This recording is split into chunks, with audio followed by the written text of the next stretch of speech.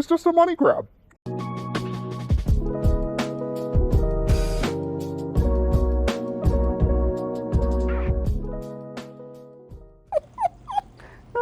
So I'm going to show you those clips anyway. Just maybe I'll save you some money. You can just look at the clips on my video and you won't have to go drop a couple $100 for nothing. Hey, welcome back to my channel. Today we are at the Electronic Expo in Irvine, California at the Great Park. So let's go see what we can do in the world of electronics.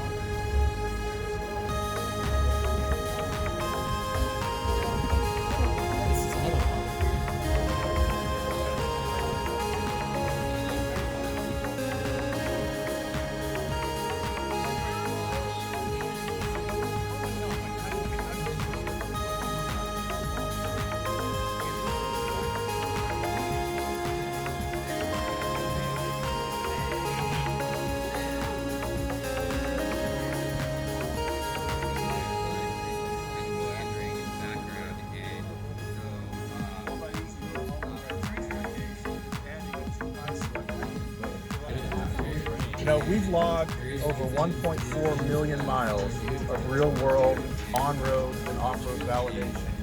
All the corners of the world. We are getting ready to go test drive a few things. I'm still deciding if I'm going to drive one of those new electronic bikes. I think I will.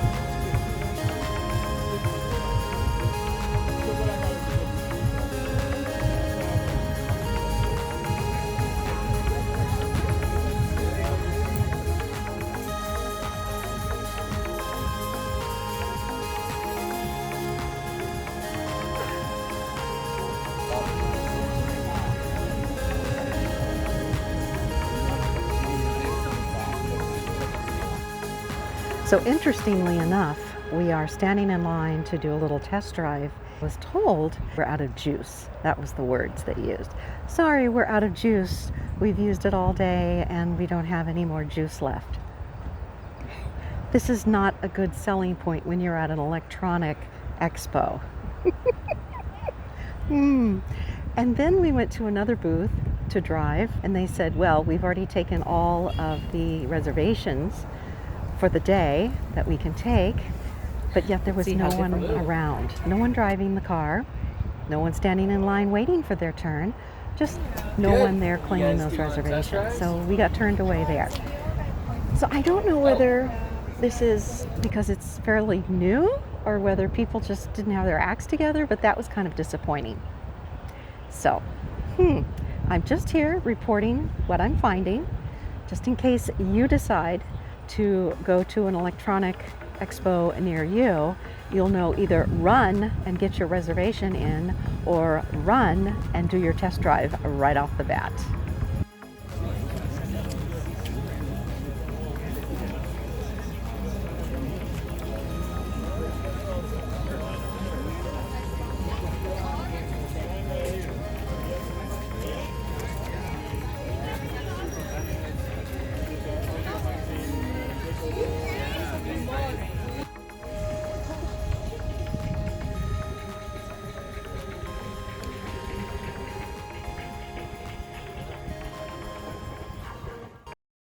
Well, we are back from our day at the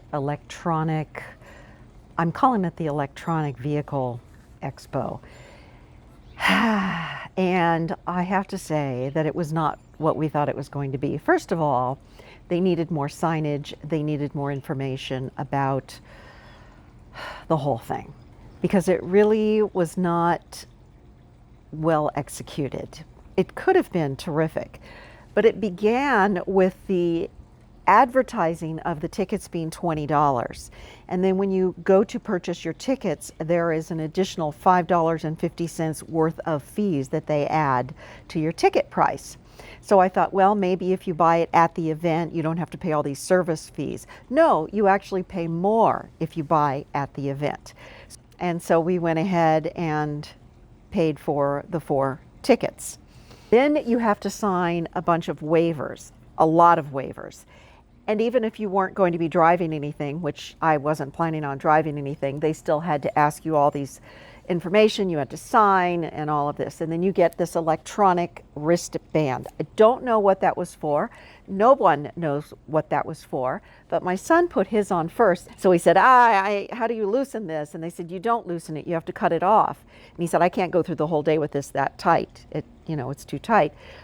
Oh, well, now I'm going to have to take another 5 minutes and reprogram your ticket band because that goes along with the tickets that you purchased. That's what the guy at the front desk said to us. So after hearing that, I put mine on very loose. Didn't have to reprogram my ticket band. It didn't do anything. Well, I don't think it did. Maybe it was tracking us throughout the day. I don't know. But when we got ready to drive the car, as I showed you, we were standing in line.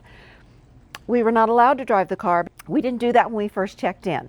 There was a special booth where we were supposed to go and do that, and no one told us that. There was no signage. There was no one walking around. My son and I stood in line for 40 minutes in the baking sun, and no one ever said anything like, you did get your permission slip signed, you did make a reservation, all of it. No one said anything until we got up under the tent, a canopy that they had for the next person in line to drive the car. And he said, oh, you don't have a white wristband and a black wristband. You just have your entrance wristband. We said, we didn't know we were supposed to have that. Oh, yes, you have to have that. So my son said, well, I've been standing in line for 40 minutes. Is there any way around it? No, because the next thing I have to do is give you a breathalyzer. So, not that we've been drinking anyway, and my son said, well, if I go do this, can we get back? No, you'll have to get back in the queue again. So, at the end of the day, it was $10 to park. It was $26 to get in.